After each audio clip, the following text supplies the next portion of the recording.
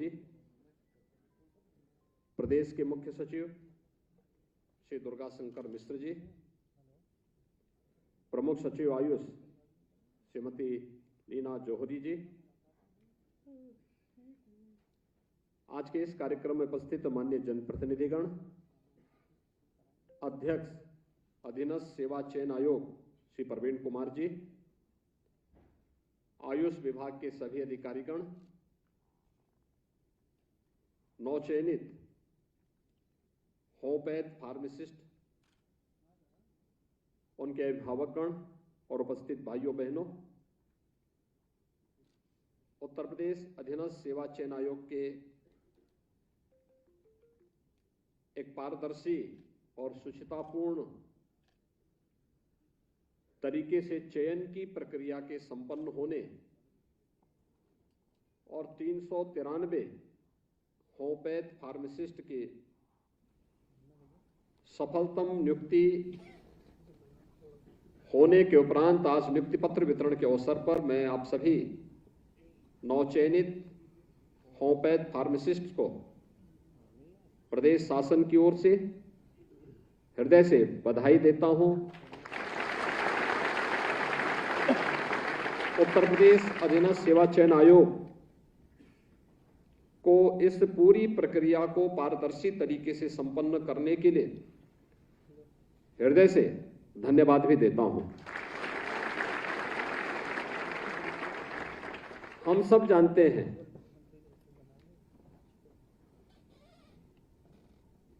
कि traditional medicine के क्षेत्र में आज भारत ने एक लंबी छलांग लगाई है।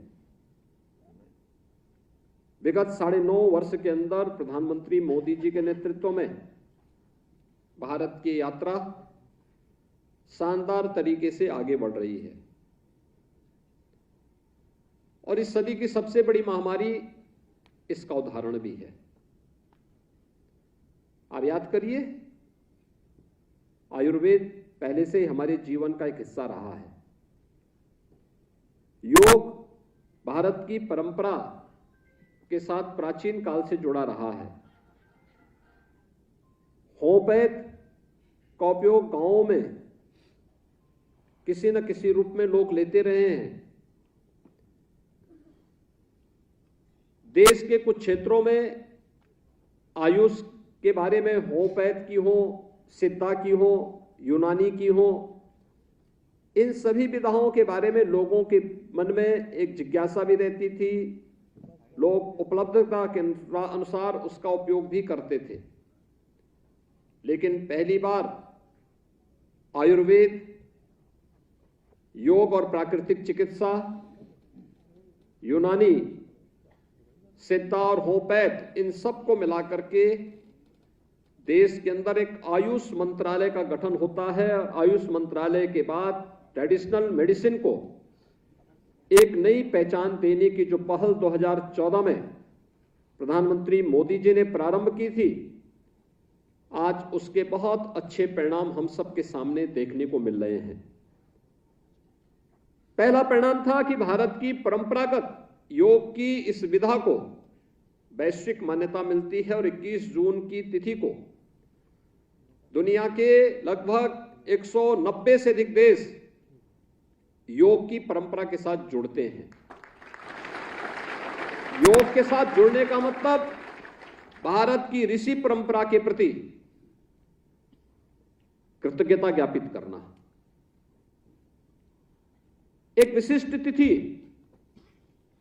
अपने उन पूर्वजों के प्रति कृतज्ञता ज्ञापित करने के लिए भारत और यूएनओ के साथ मिलकर के दुनिया का हर वह व्यक्ति जो उत्तम आरोग्यता की प्राप्ति का पक्षधर है, वह विश्व योग दिवस के साथ जुड़ता है।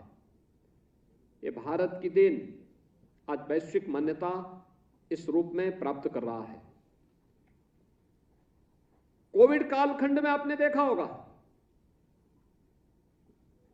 कि हर एक जगह आयुष काढ़ा उपयोग होने लग गया।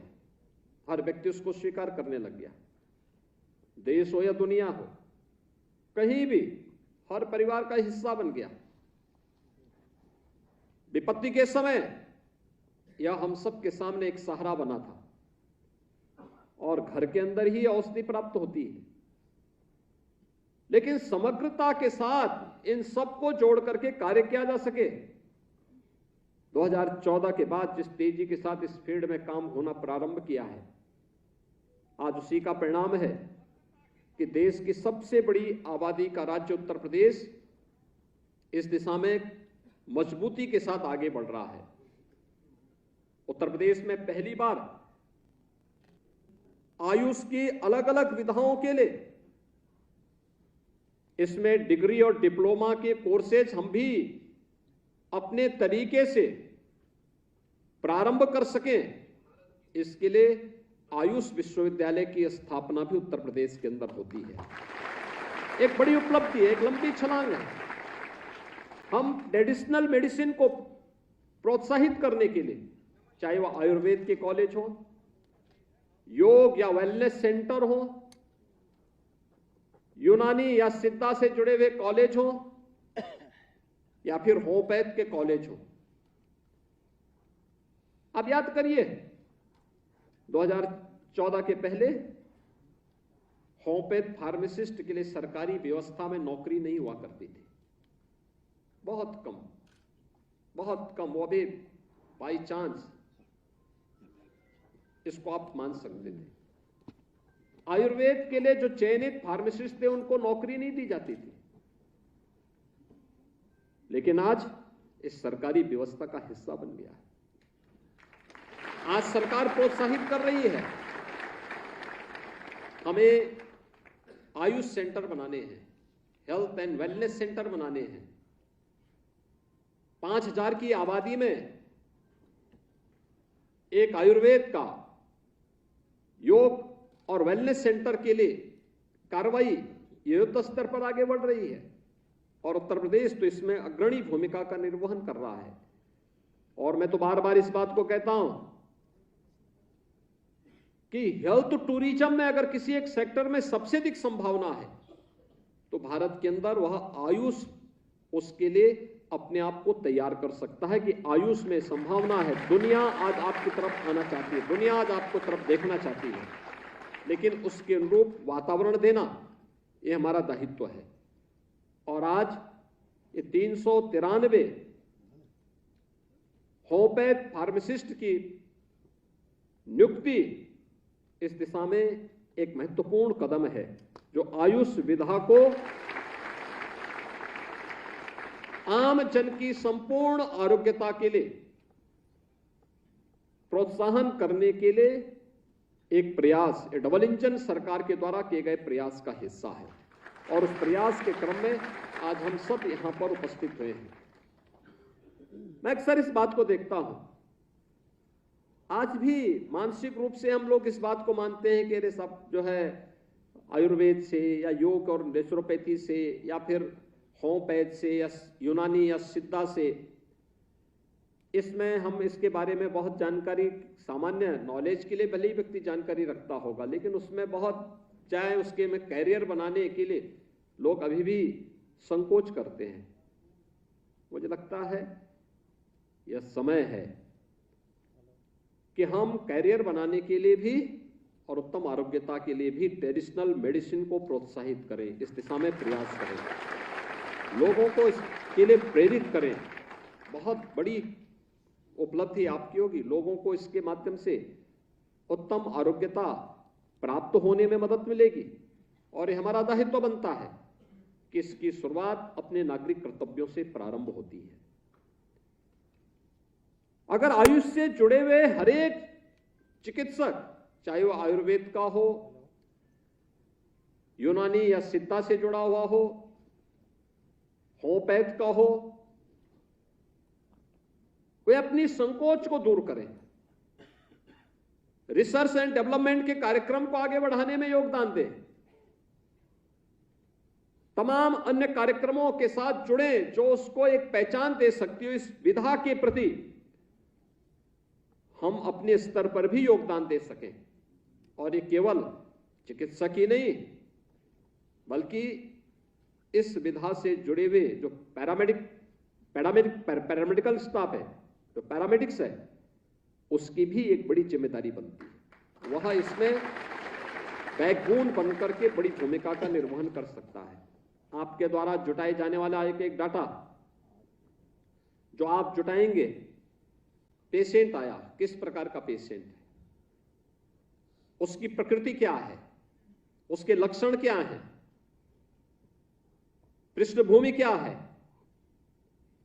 इन सब के बारे में थोड़ी जानकारी लेकर के अगर एक डायरी मेंटेन करके आप तैयार करेंगे तो आप देखेंगे आपके पास एक अच्छा खासा डाटा तैयार हो जाएगा। और फिर उस पर एक स्टडी रिपोर्ट तैयार करना, ये धीरे धीरे करके आप देखना, वो एक रिसर्च का बेस आपका तैयार करेगा और वही रिसर्च बहुत सारे लोगों के जीवन में परिवर्तन लाने का माध्यम बन सकता है। आप याद करिए, जब होम्योपैथ के बारे में सामान्यतः ट्रेडिशनल मेडिसिन होने के नाते आयुष का इसके पार्ट बनाया गया। इसका जन्म जर्मनी में होता है, लेकिन इसकी मीठी मीठी गोलियां आज भी एक सामान्य व्यक्ति भी लेने में परहेज नहीं करता, क्योंकि उसको मालूम है कि बच्चा हो या बुजुर्ग, किसी भी उम्र का व्यक्ति वो आराम से इसकी गोलियों को ले लेता है और फिर उसके प्रभाव को भी समझता है, उसके प्रभाव को भी अंगीकार करता है। इसलिए बड़ी भूमिका के साथ आपको कार्य करना है तो सबसे पहले अपनी जिम्मेदारियों का निर्वहन करना। जहां ड्यूटी दी जाए वहां पे रह करके, पूरे समय रह करके, अतिरिक्त समय में भी अगर हम कार्य कर सकें तो अपने कैरियर को बनाने के लिए जिस विधा का आपने चयन किया है, इस विधा के प्रति आपकी एक कृतज्ञता होगी कि आप इस विधा को मजबूत करना चाहते हैं। अन्यथा अगर आपने नौकरी प्राप्त करने के बाद आप अपनी ड्यूटी पे न गए, वहां पेशेंट के साथ आपका व्यवहार ठीक नहीं होगा, तो फिर यह न केवल एक कृतज्ञता होगी बल्कि अन्य लोगों को हतोत्साहित करने वाला भी होगा। क्योंकि लोगों को फिर होगा कि साहब ये तो एक औपचारिकता है, एक औपचारिकता से जीवन नहीं चल सकता, व्यवस्थाएं नहीं चल सकती हैं। हम जब अपने अधिकारों की बात करते हैं तो इन्हीं सब बातों को लेकर के हमेशा चर्चा होती कि अधिकार से महत्वपूर्ण अपने कर्तव्य होने चाहिए। कर्तव्य, हमारा कर्तव्य क्या है समाज के लिए, राष्ट्र के लिए, व्यवस्था के लिए, आने वाली पीढ़ी के लिए हम कहां ले जाना चाहते हैं, ये उसमें एक बड़ी भूमिका का निर्वहन करेगा। और मुझे लगता है कि जिस दिन भारत का हर नागरिक, चाहे वह किसी भी क्षेत्र का हो, अपने अधिकारों को गौण करके अपने कर्तव्यों के प्रति जागरूक हो जाएगा, भारत को दुनिया की बड़ी ताकत बनने से कोई रोक नहीं सकता है। भारत दुनिया की एक महाशक्ति के रूप में स्थापित होगा। हमें उस दिशा में प्रयास करना चाहिए और ये हर भारतवासी का दायित्व बनता है जिस भी क्षेत्र में काम कर रहा है। आज का ये कार्यक्रम देश प्रदेश के अंदर प्रधानमंत्री जी के विजन को, आयुष पद्धति को मजबूती प्रदान करने का एक माध्यम है। जैसे यहां पर 393 होम्योपैथ से जुड़े हुए फार्मासिस्ट को आज नियुक्ति पत्र वितरित किया गया। इससे पहले आयुर्वेद से जुड़े हुए पैरामेडिक्स को भी हम लोगों ने इसी प्रकार से नियुक्ति पत्र उपलब्ध कराए थे। अन्य विधाओं के प्रति भी इसी प्रकार के कार्यक्रम चल रहे हैं। अभी हाल ही में हमारी कैबिनेट ने योग और प्राकृतिक चिकित्सा से जुड़े हुए उन लोगों को जिनकी डिग्री अब तक उत्तर प्रदेश के अंदर मान्य नहीं होती थी, उसको मान्य करने के लिए भी एक नए कदम को आगे बढ़ाया है कि योग और प्राकृतिक चिकित्सा ये विधिवत तरीके से उत्तर प्रदेश के अंदर हम लोग उन डिग्रियों को मान्य करें जो किसी मान्यता प्राप्त शासकीय व्यवस्था के अंतर्गत मान्यता प्राप्त कोई डिग्री है, कोई डिप्लोमा है, उसको हम प्रदेश के अंदर भी मान्य करेंगे। और उस प्रकार की डिग्री और डिप्लोमा कोर्स उत्तर प्रदेश शासन भी अपने यहां से आयुष विश्वविद्यालय के माध्यम से या डायरेक्टरेट के माध्यम से इस प्रकार के कार्यक्रम संचालित होंगे, जिससे अधिक से अधिक क्षेत्र में लोग हेल्थ एंड वेलनेस के कार्यक्रम को, उस प्रकार के सेंटर का संचालन कर सके और ट्रेन्ड मैन पावर उन्हें उपलब्ध हो सके। इसके लिए राज्य सरकार तेजी के साथ कदम बढ़ाते हुए कार्यक्रम को आगे बढ़ाना चाहती है। और इसी दृष्टि आज हम सब आपके बीच में आए हैं आपसे बताने के लिए कि इस दिशा में हमें भी अपने प्रयास को, जो जिस क्षेत्र में है उसको उस दिशा में अपने प्रयास को आगे बढ़ाना होगा। एक पारदर्शी चयन की प्रक्रिया अधीनस्थ सेवा चयन आयोग ने प्रारंभ की है। आज आप देख रहे होंगे कि अमूमन जिस प्रदेश में लोक सेवा आयोग के परिणाम को आने में 1.5 साल 2 साल लगते थे, आज 6 महीने से 9 महीने के अंदर ये परिणाम सामने आ रहे हैं। उत्तर प्रदेश के युवाओं को नौकरियां मिल रही हैं। अधीनस्थ सेवा चयन आयोग लगातार इस दिशा में कार्य कर रही है। शिक्षकों के चयन की पूरी प्रक्रिया को भी उसी पारदर्शिता के साथ आगे बढ़ाने का कार्य हुआ है और इसी का परिणाम है कि विगत 6 वर्ष के अंदर लगभग 6 लाख यूपी के नौजवानों को हम लोगों ने प्रदेश के अंदर नौकरी, सरकारी नौकरी देने में सफलता प्राप्त की है। यानी ये 6 लाख सरकारी नियुक्ति इससे पहले कभी नहीं मिली और पूरी पारदर्शी तरीके से उत्तर प्रदेश लोक सेवा आयोग हो, अधीनस्थ सेवा चयन आयोग हो, उच्चतर शिक्षा चयन आयोग हो, माध्यमिक शिक्षा चयन आयोग हो, उत्तर प्रदेश पुलिस भर्ती बोर्ड हो, माध्यमिक चाहे वह बेसिक शिक्षा परिषद के शिक्षकों के चयन की प्रक्रिया हो, ये सभी प्रक्रियाओं को पूरी पारदर्शी तरीके से आगे बढ़ाने का कार्य विगत 6 वर्ष के अंदर संपन्न हुआ, जिसमें उत्तर प्रदेश के 6 लाख से अधिक नौजवानों को अकेले प्रदेश सरकार की विभिन्न सेवाओं में नौकरी करने का अवसर भी प्राप्त हो रहा है। ये 6 लाख नौजवान आखिर कहीं ना कहीं वंचित थे सरकारी नौकरी से। आज वो 6 लाख नौजवान अगर मिल करके व्यवस्था का एक पार्ट बन करके पूरी ताकत के साथ, पूरी ऊर्जा के साथ, व्यवस्था के साथ जुड़ करके अपना योगदान देना प्रारंभ कर देंगे तो उत्तर प्रदेश से कौन ताकत है जो उत्तर प्रदेश को फिर भी मारू रखेगी। उत्तर प्रदेश को तो एक समर्थ और समृद्ध राज्य के रूप में अग्रसर होना ही है। उस दिशा में हमारे स्तर पर क्या प्रयास हो रहा है, हर व्यक्ति को इसके बारे में मूल्यांकन और आत्मावलोकन करने की आवश्यकता है और इसीलिए इस पारदर्शी प्रक्रिया के साथ कोई हस्तक्षेप नहीं और अगर कोई गलत करेगा तो उसकी जवाबदेही भी तय होगी। एक प्रक्रिया में कहीं भी कोई हस्तक्षेप शासन का नहीं, कोई भी भर्ती की प्रक्रिया हो पारदर्शी तरीके से हो और जो उस भर्ती की प्रक्रिया को पूरा करेगा उसकी भी जवाबदेही उस स्तर पर, हर स्तर पर तय सुनिश्चित है और उसी प्रक्रिया के साथ हम सब जुड़ करके इस कार्यक्रम को आगे बढ़ा रहे हैं। आज उत्तर प्रदेश देश के अंदर नए नए रोजगार सृजन का एक नया गंतव्य बना है। आपने देखा होगा फरवरी 2023 में उत्तर प्रदेश ने अपना ग्लोबल इन्वेस्टर समिट किया। उस समय हमारे पास 35 लाख करोड़ रुपए के प्रस्ताव आए थे, आज वो बढ़ करके लगभग 38 लाख करोड़ रुपए के प्रस्ताव आए हैं। नए क्षेत्र कैसे खुल रहे हैं। कल मैं भदोई में था। भदोई में एक इंटरनेशनल कारपेट एक्सपो का आयोजन किया गया है। आप सोचिए देश के अंदर 17,000 करोड़ रुपए के कारपेट एक्सपोर्ट होते हैं, उनमें 10,000 करोड़ का 17 में से 10,000 करोड़ का केवल उत्तर प्रदेश से भदोई, मिर्जापुर और वाराणसी से हो रहे हैं। कोई सोचता था हैंडमेड कारपेट उत्तर प्रदेश का कारीगर हस्तशिल्प शिल्पी अपने स्तर पर बनाने का प्रयास कर रहा है, कितनी मजबूती के साथ काम कर रहा है। यह वही उत्तर प्रदेश है जहां पहले दंगों से फुर्सत नहीं थी, अराजकता से फुर्सत नहीं थी, गुंडागिर्दी से फुर्सत नहीं थी। विकास की बात आती थी वह कहीं किसी उसमें अटक जाती थी। आज ये वही उत्तर प्रदेश है जो तेजी के साथ विकास की इन प्रक्रिया का हिस्सा बन करके मजबूती के साथ आज न केवल अपने यहां इंफ्रास्ट्रक्चर डेवलपमेंट के लिए बल्कि नौजवानों के नए नए रोजगार और नौकरी की संभावनाओं को भी आगे बढ़ा रहा है और देश के अंदर निवेश के एक बेहतरीन गंतव्य के रूप में अपने आप को स्थापित कर रहा है। आप सोचिए ये 38 लाख करोड़ रुपए के निवेश के प्रस्ताव जिस दिन जमीनी धरातल पर उतरेंगे 1 करोड़ से अधिक नौजवानों को सीधे सीधे नौकरी प्राप्त होगी यूपी के अंदर। 1 करोड़ नौजवानों को करने की इच्छा शक्ति होनी चाहिए। इसके लिए सरकार को कड़े कदम उठाने पड़े थे, कानून व्यवस्था की स्थिति को बेहतर करना पड़ा था,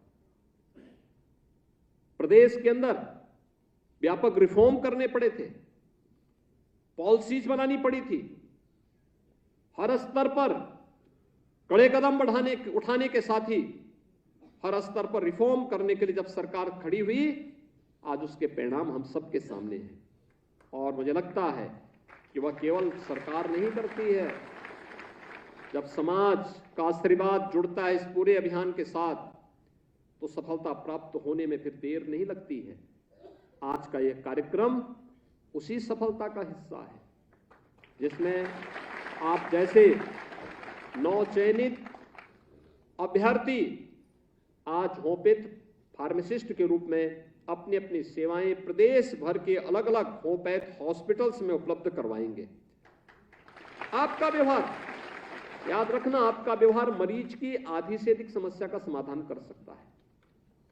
अगर आपका व्यवहार अच्छा है, आपका व्यवहार सद्भावनापूर्ण और सहानुभूतिपूर्ण है, तो मरीज आधी बीमारी तो उससे ही दूर कर लेता है। याद करना, बीमारी केवल शारीरिक नहीं होती है, मानसिक भी होती है। तो मानसिक बीमारी का उपचार आपका व्यवहार है। आपका अच्छा व्यवहार होगा, मरीज की आधी बीमारी दूर। बाकी जैसे वो दवा लेना